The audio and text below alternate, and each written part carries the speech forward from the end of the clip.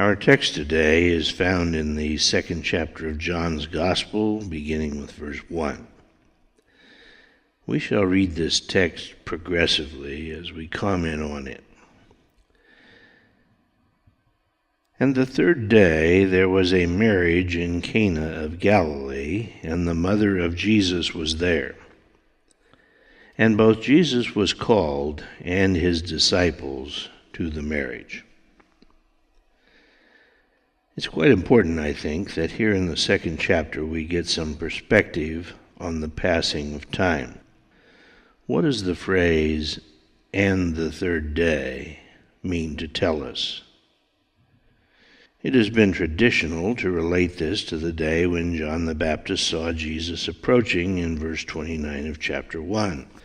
By that interpretation, on day 2, Andrew found Peter, Jesus found Philip, and Philip found Nathanael, and then they all left for Galilee. On day 3, here in verse 1 of chapter 2, they were in Galilee and on their way to a wedding. But this would appear to be impossible. Let's consider for a moment.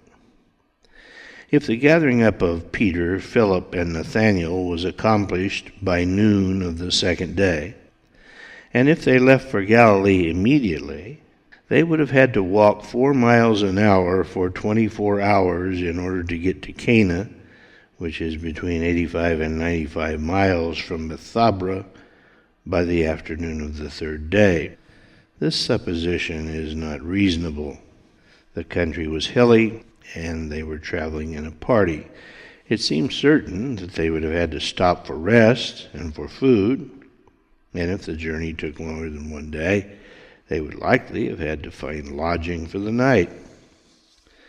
An army on a forced march could not have made this trip in 1 day. Conventional wisdom would tell us that if they averaged 2 miles per hour for 12 hours in the day, they were doing well. In that scenario, it would have taken them 4 or 5 days to make the walk from Bethabara to Cana. And then there are other considerations too. If it had been possible for Jesus and his disciples to have left at midday on the second day after Jesus' return from the wilderness, and if they had moved at a very fast walk all through the night and into the afternoon of day 3, they would have arrived in Cana completely exhausted and filthy from the journey. They would have had to clean up, get properly dressed, get to the wedding feast, and then stay up far into the night again after just having been without sleep from the morning of the second day, some 30 hours earlier. Beside that, someone would have had to know that Jesus was coming to Galilee and the identity of those who were with him in order to make the invitation in verse 2. But Jesus had just returned from the wilderness, and this group had just been chosen the day before. If this was the third day after Jesus returned from the wilderness, how could anyone at the wedding feast have known that Jesus was going to be there and who was going to be with him? There was simply no time for advance word to have gotten to Nazareth and Cana. Yet the text tells us that both Jesus was called and his disciples to the marriage. Jesus' presence in Galilee must have been known in advance of this invitation, and the identity of his disciples would also have been known. The third day of our text is not the third day after Jesus returned to Bethabara from the wilderness. So then, why does the text say, "and on the third day"? Well, let me paraphrase this verse for you in order to tell you what I think it means. Okay, here we go with the paraphrase.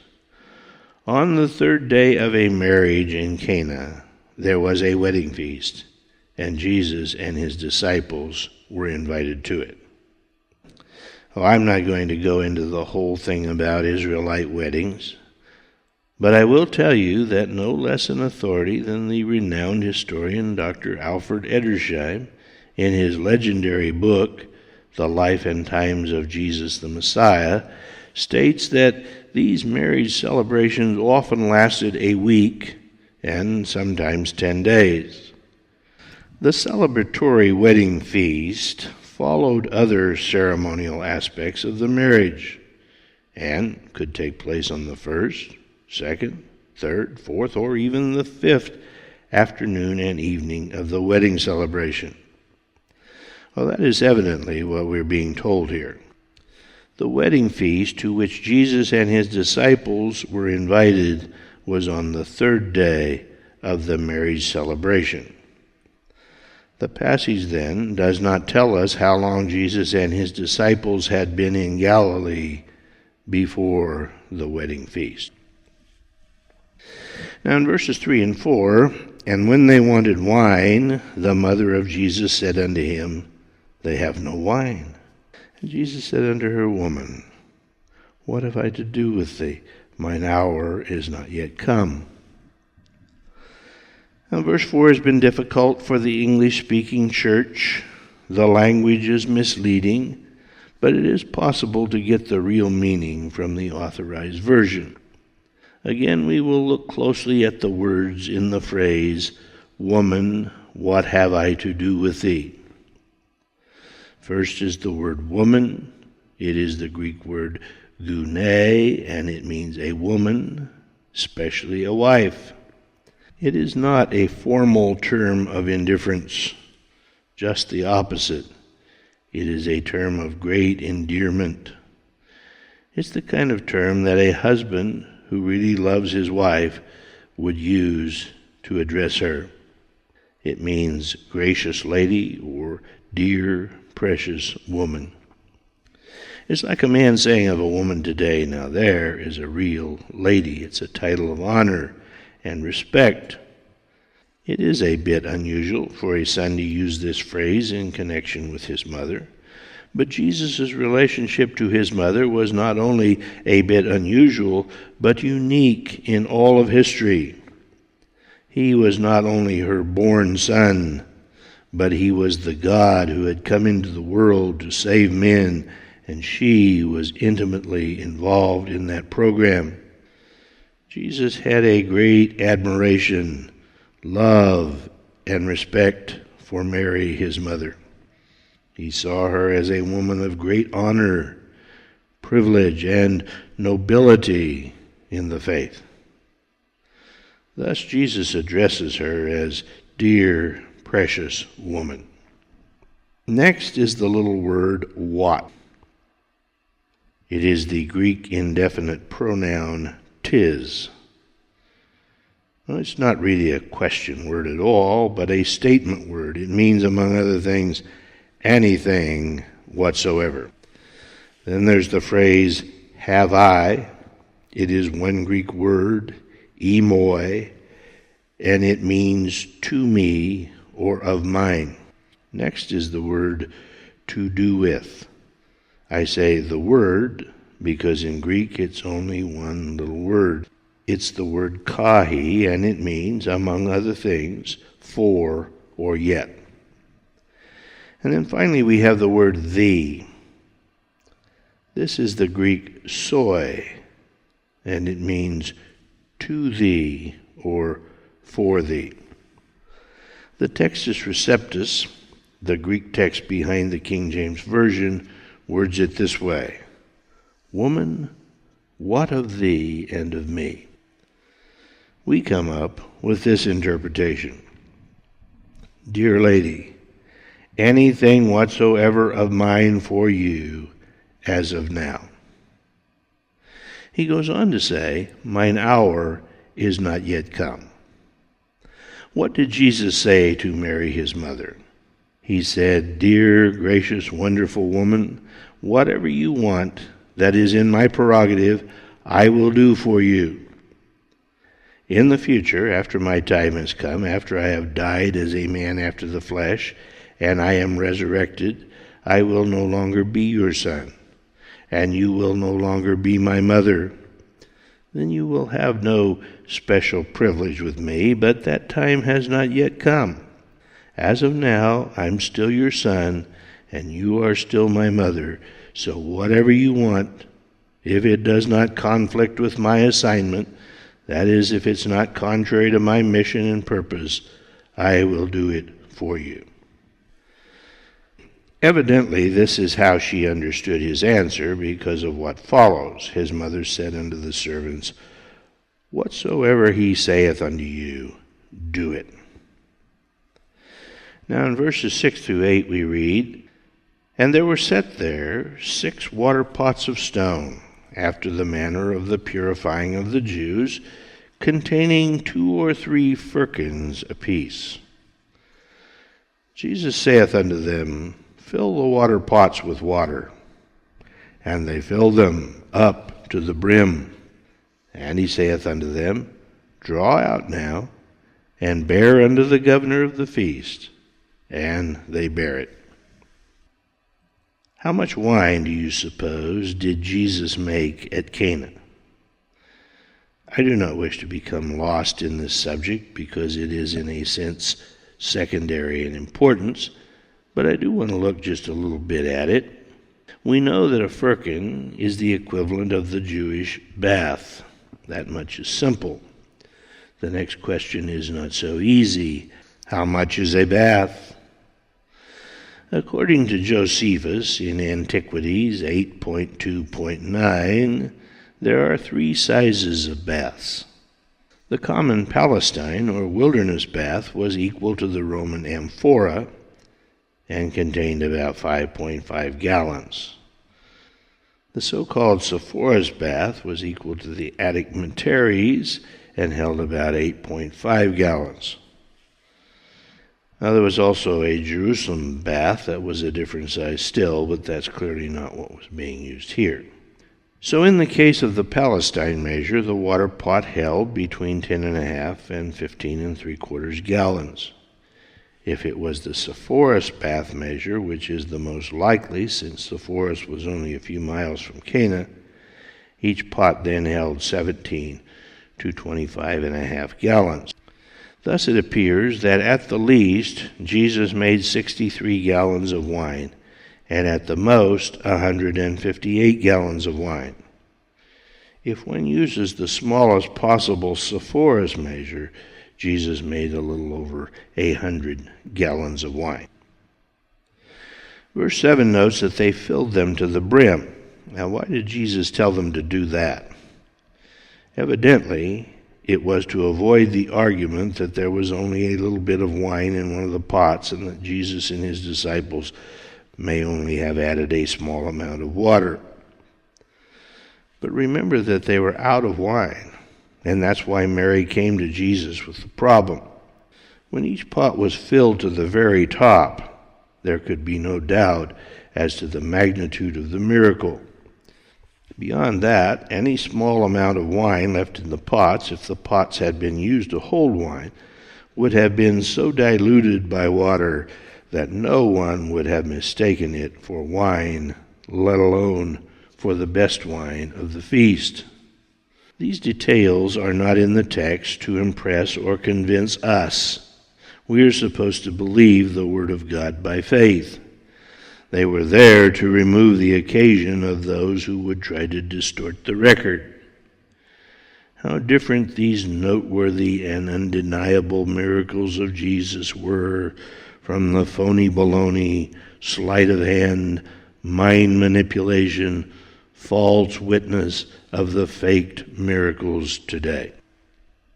In verses 9 through 11, when the ruler of the feast had tasted the water that was made wine, and knew not whence it was, but the servants which drew the water knew, the governor of the feast called the bridegroom, and saith unto him, Every man at the beginning does set forth good wine, and when men have well drunk, then that which is worse, but thou hast kept the good wine until now. This beginning of miracles did Jesus in Cana of Galilee, and manifested his glory, and his disciples believed on him. So the wine that Jesus made was excellent, better than anything they had at the feast. What was all this business about Jesus making 100 gallons of wine for this wedding feast? How does historic Orthodox Christianity regard this matter? In order to answer that meaningfully, I want to talk to you just a bit about the letter and the spirit of truth. This is also about law and legalism on the one side of the contrast, and grace and truth on the other. Now, I need to jump into the middle of this somewhere so that it does not become unnecessarily long and tedious, and I will do that by starting with an event from the life and ministry of Jesus. It's found in St. Matthew's Gospel, chapter 15, verses 1 through 20. We'll not read them all. It's about a time when Jesus and his disciples were being criticized by the Pharisees for eating without first washing their hands. Now, Jesus gave the Pharisees a good piece of his mind about their hypocritical teachings and actions. Then Jesus called the multitude to himself and gave a most instructive and far-reaching explanation of legalism and how it related to everyday life, particularly in the matter of food and drink, but with application to other things as well. Not that which goeth into the mouth defileth the man, he said, but that which cometh out of the mouth, this defileth a man. Any knowledgeable servant of the Lord should understand that you cannot put anything into your mouth that will defile your spirit and your soul. It does not go into your heart. It goes into your digestive system.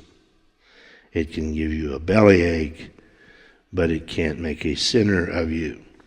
But things that come out of the mouth and out of the heart, well, that is a different matter. Those things can defile you. In his lifetime, Jesus drank wine, he made wine, he ate meat, he ate with unwashed hands, he walked through cornfields on the Sabbath and plucked corn, somebody else's corn, and ate it. He went down into the houses of publicans and sinners, the riffraff of his day.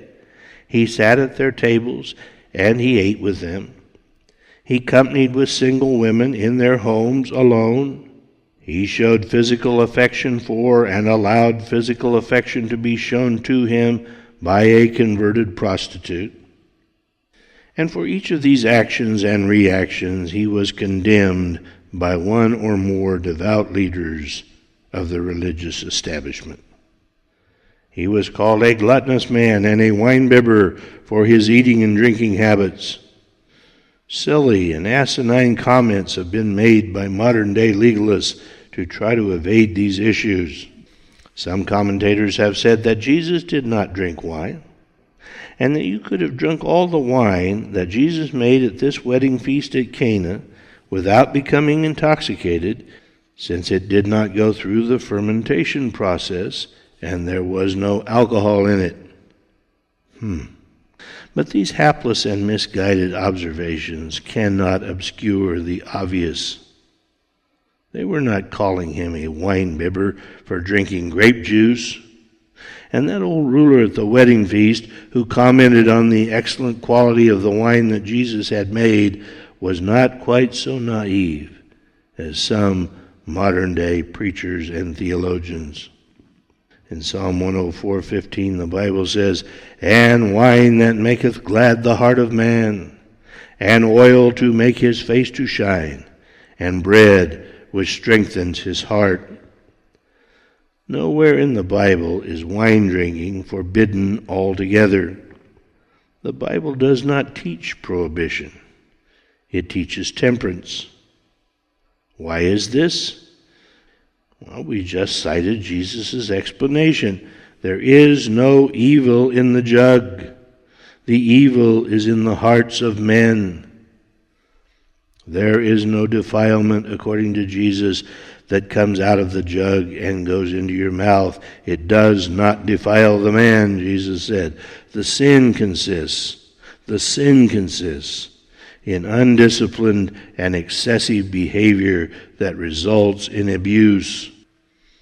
To believe that there is some evil in the jug, in the fluid, in the inanimate object, is to make the same mistake Eve made about the fruit on the tree of the knowledge of good and evil, and with the same sad consequences. The letter kills. The letter kills.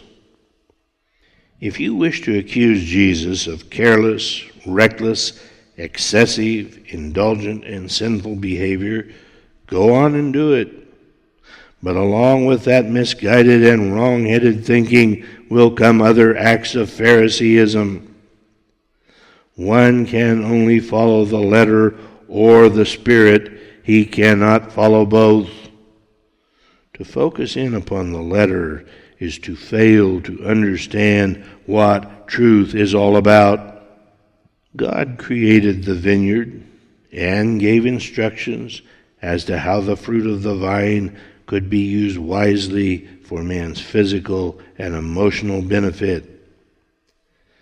To take issue with the fact that Jesus made wine at the wedding feast in Cana is to put yourself in the camp of the Pharisees as we proceed with the actions and words of Jesus, which begin to come rapidly now. Next time, if the Lord is willing, we shall talk about Jesus' journey to Capernaum. Read more at godspointofview.com. A copy of this book is available from Amazon in Kindle and paperback format. Link in the description.